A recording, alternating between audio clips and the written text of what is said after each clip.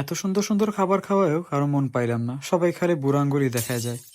আসসালামু আলাইকুম গাইস, আজকের ফজরের সময় ঘুম থেকে উঠে দেখি মুষলধারে বৃষ্টি শুরু হয়েছে। পরে খেয়াল আসলো গতকাল রাত থেকেই তো এই বৃষ্টি শুরু হয়েছে। এমন একটা ওয়েদার পেয়ে আমি নামাজ পড়ে সাথে সাথে ঘুমাই যাই। দুপুরের দিকে ফ্রেশ হয়ে আমি চলে যাই জুম্মার নামাজ আদায় করতে। আর নামাজ পড়ার পর বন্ধুদের সাথে কিছুক্ষণ আড্ডা দিয়ে দুপুরের খাওয়া দাওয়া শেষ করে শুরু করে দিলাম আমার দোকানের রান্না। এই রান্না বান্না আমার ভাগনা অনেক কঠোর পরিশ্রম করতেছিল। যাই হোক, রান্না বান্না শেষ করে বাক্স প্যাটরা সব গুছিয়ে আমি রওনা হয়ে গেলাম আমার দোকানের উদ্দেশ্যে। আর দোকানে যায় প্রথমে দোকান সব গোছগাছ করে মাগরিবের নামাজ আদায় করতে চলে গেলাম মসজিদে। এন্ড আলহামদুলিল্লাহ মাগরিবের পর থেকেই টুকটাক প্রেশার শুরু হয়ে যায়। আর আমার বড় ভাই বোনরাও আমার দোকানে আসে ফুচকা খাইতে। এদিকে হঠাৎ মেঘনা চাইতে বৃষ্টি হওয়া মানুষজন একটু কমই হয়ে যায়। বাট আমার মন আজকের অন্যভাবে খুশি ছিল। আজকের আমি নতুন একটা আইটেম নাগা চিকেন ফুচকা এবং ফুচকার কম্বো প্ল্যাটার শুরু করি। আর আলহামদুলিল্লাহ সবারই সেই খাবারগুলো অনেক ভালো লাগে। দেন দোকান বন্ধ করার সময় অল্প কিছু ডাল দিয়ে আমার মন মতন চুরমুর বানাতে থাকি, তাও আবার দই দিয়ে। আর এটা আমি প্রায় সময় করেই থাকি। আর আজকে করলাম কারণ দুই বড় ভাই ছিল এখানে, তাদেরকেও একটু টেস্ট করাইলাম। আর আলহামদুলিল্লাহ রিভিউটাও ভালো পাইছি। তো যাই হোক, দোকানের বাক্স প্যাটরা সব গুছিয়ে আমি রওনা হয়ে গেলাম আমার বাসার উদ্দেশ্যে, তবে একটা রিল্যাক্স মাইন্ড নিয়ে। এন্ড বাসায় যাওয়ার আরেকটা উদ্দেশ্য হলো আমি আজকে সকালে